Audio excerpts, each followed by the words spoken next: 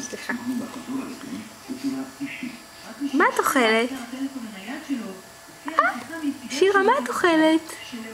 מה זה האצבעות שלך? שירה, את אוכלת את האצבעות? אני מסוגרת את זה.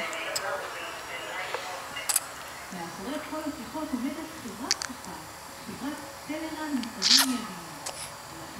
זה רעש. שלחנו תחקירנית לרעיון עבודה, כך למדנו איך השיטה עובדת.